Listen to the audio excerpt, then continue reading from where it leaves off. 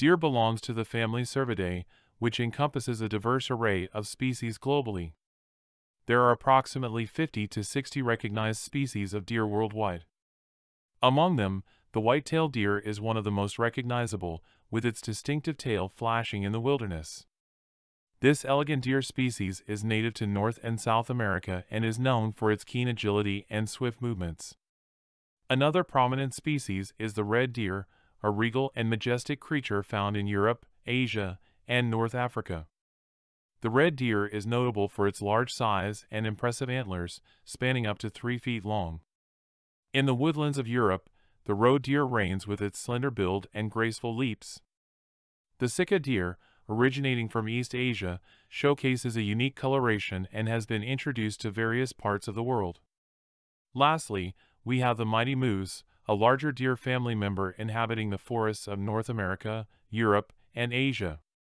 With their massive size and broad antlers, moose leave a lasting impression on anyone fortunate to encounter them. At first glance, deer exhibit a captivating blend of elegance and strength. Their slender bodies, long legs, and streamlined profiles make them agile and swift, enabling them to navigate through dense vegetation and escape from potential predators.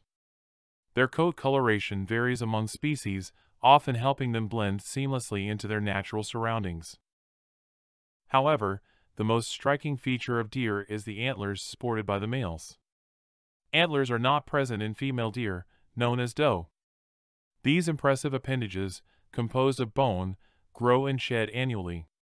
Each year, male deer, known as bucks, develop antlers covered in a velvet-like coating during the antler growth phase. The antler's growth is fueled by a network of blood vessels within the velvet, which provides nourishment.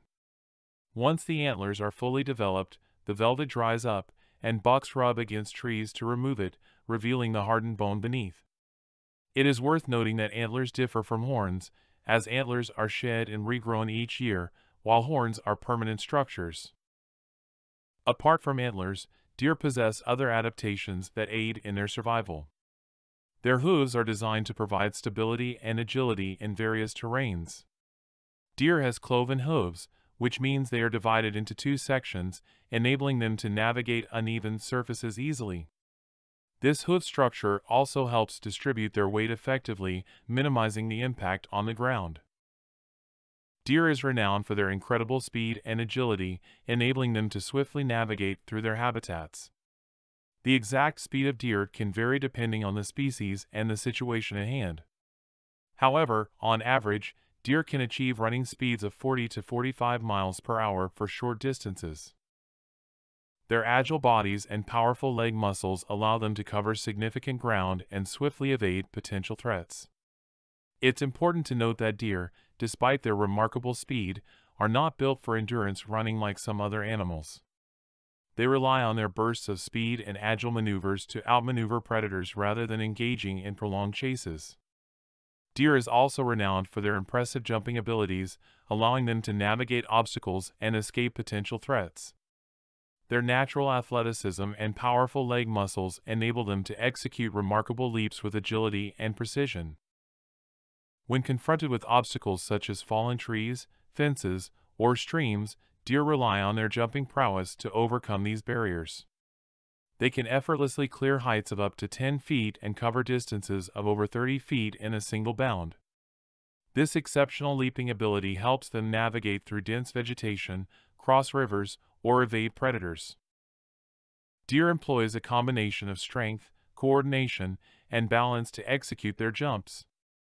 Their hind legs provide the primary propulsion, propelling their bodies upward and forward.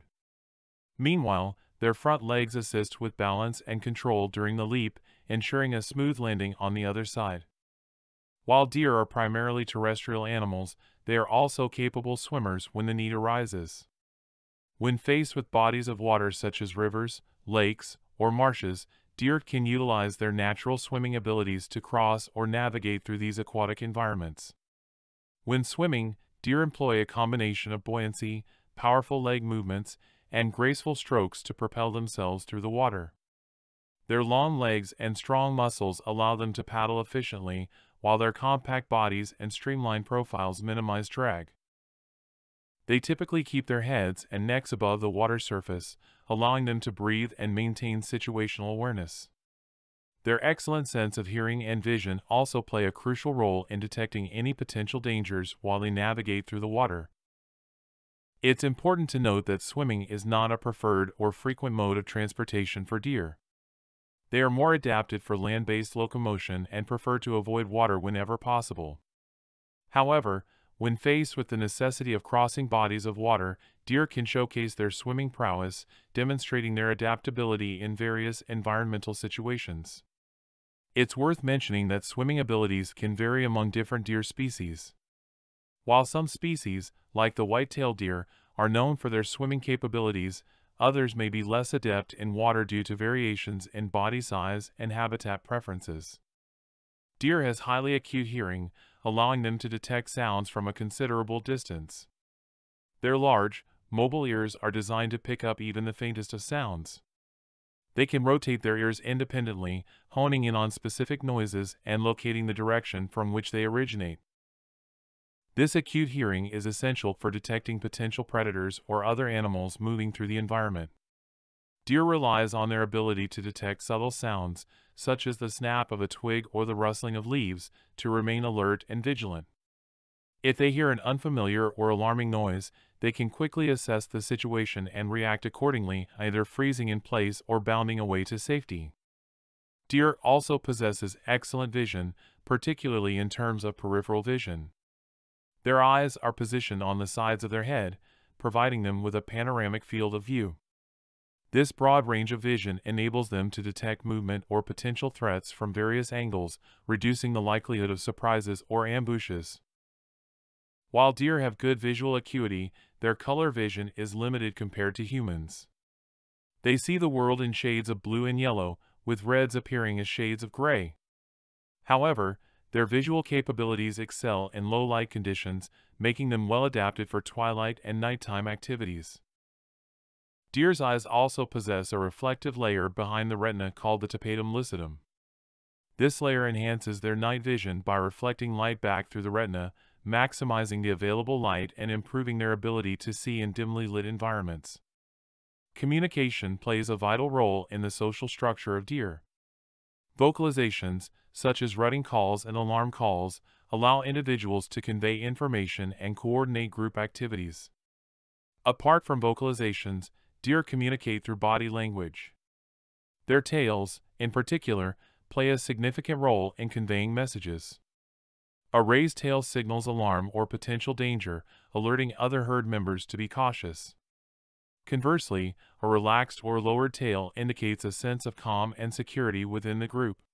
Within the herd, a hierarchy is established, with dominant individuals holding higher social status. Dominance is often determined by factors such as age, size, antler size, and species with antlers, and displays of strength during the rut. Subordinate individuals may show deference to dominant ones through submissive behavior, such as avoiding direct confrontation or yielding access to resources. The social structure of deer is based on the formation of herds, which typically consist of females, their offspring, and a dominant male or a group of dominant males. The specific social dynamics can vary depending on the deer species and environmental factors. Female deer, known as doe, often form small groups or herds with their offspring. These groups may include related females, such as mothers, daughters, and sisters. They cooperate and share responsibilities in raising their young, providing protection and guidance. Within the herd, there is usually a dominant male, also referred to as a stag or buck. In some cases, there may be multiple dominant males, particularly in species with a harem mating system.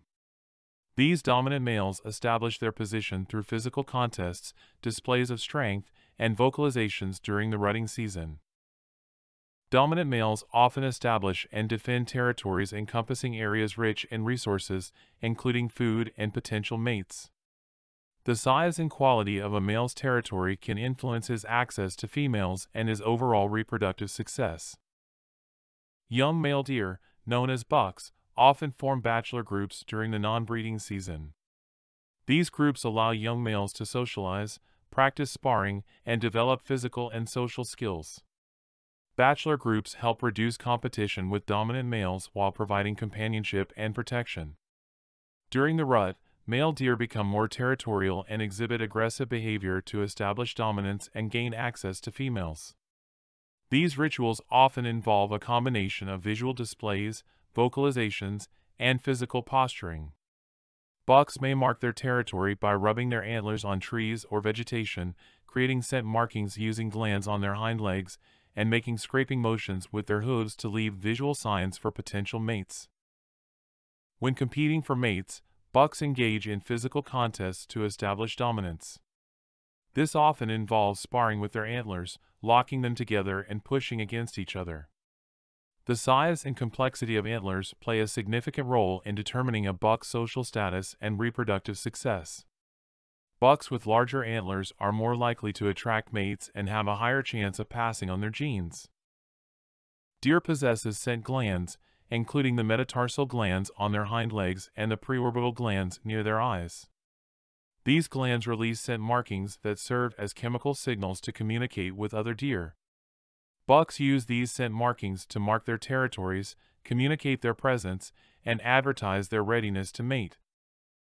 Courtship and mating occur once a buck establishes dominance and attracts a female. During mating, the buck positions itself behind the female, often placing its chin on her back and clasping her sides with his front legs in a behavior known as tending. Copulation occurs quickly, and the mating process is repeated with multiple females during the rut. It's important to note that the timing and duration of the rut can vary among deer species and regions.